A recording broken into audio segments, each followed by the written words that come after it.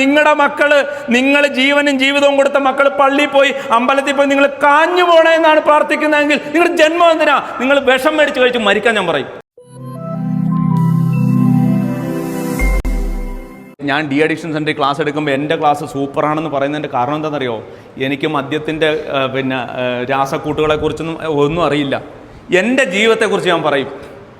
ഞാൻ 3ലും 4ലൊക്കെ പഠിക്കുമ്പോൾ എൻ്റെ അച്ഛൻ മരിച്ചു പോകണമെന്ന് ഞാൻ പള്ളിയിൽ പോയി പ്രാർത്ഥിച്ചിട്ടുണ്ട്. അറിയാവോ?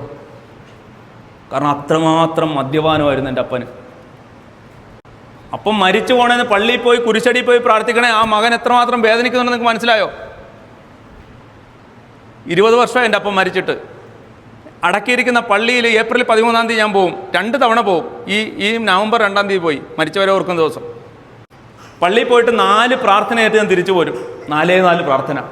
1, ഐ ആം സോറി അപ്പാ, ഐ ആം സോറി, കാരണം അപ്പം മരിച്ചു പോകണമെന്ന് ഞാൻ അറിയാതെ പ്രാർത്ഥിച്ചിട്ടുണ്ട്. 2, പ്ലീസ് ഫോർഗിവ് മീ, എന്നോട് ക്ഷമിക്കണേ അപ്പാ. 3, താങ്ക് യു എൻ്റെ ക്ഷമ സ്വീകരിച്ചതിന്.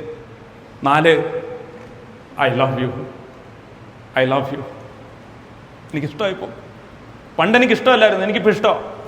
കാരണം ഈ അപ്പൻ്റെ മകനായതുകൊണ്ടാണ് എനിക്ക് ഡി അഡിക്ഷൻ സെൻ്ററിൽ ക്ലാസ് എടുക്കാൻ പറ്റുന്നത്. എൻ്റെ സ്വന്തം അനുഭവങ്ങൾ പറയുമ്പോൾ അവരിന്ന് കരയും. എന്നിട്ട് ഞാൻ പറയും, നിങ്ങളുടെ മക്കള്, നിങ്ങൾ ജീവനും ജീവിതവും കൊടുത്ത മക്കൾ പള്ളിയിൽ പോയി അമ്പലത്തിൽ പോയി നിങ്ങൾ കാഞ്ഞു പോണേ എന്നാണ് പ്രാർത്ഥിക്കുന്നതെങ്കിൽ നിങ്ങളുടെ ജന്മം എന്തിനാ? നിങ്ങൾ വിഷം മേടിച്ച് കഴിച്ച് മരിക്കാൻ ഞാൻ പറയും. ഈ ആർജവം എനിക്ക് തന്നത് എൻ്റെ അപ്പനാണ്.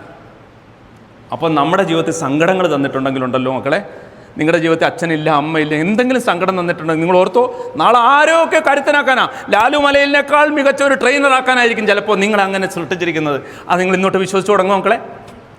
തുടങ്ങുമോ? എൻ്റെ പൊന്നുകുട്ടി വിശ്വസിക്കുമല്ലോ? വിശ്വസിക്കുമല്ലോ? സന്തോഷമാണോ? Very good. ഒരുപാട് കരയുന്നു.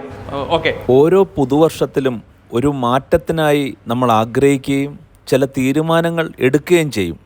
പക്ഷേ പഴയതുപോലെ തന്നെ നമ്മുടെ ആ ഒരു വർഷവും കടന്നു പോകും. ഇതാണ് നമ്മുടെ ജീവിതചര്യ. എങ്കിൽ ഒരു മാറ്റം നമ്മളിൽ അനിവാര്യമാകണമെങ്കിൽ ആ മാറ്റത്തിനായി നമ്മൾ ചില ശീലങ്ങളെ രൂപപ്പെടുത്തേണ്ടതുണ്ട്.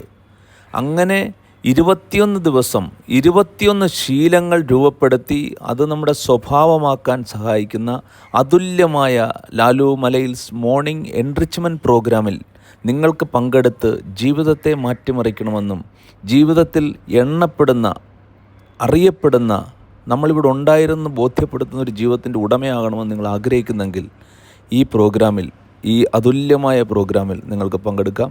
താല്പര്യമുണ്ടെങ്കിൽ താഴെ കാണുന്ന വാട്സപ്പ് നമ്പറിൽ ജോയിൻ ചെയ്യുക. നന്ദി.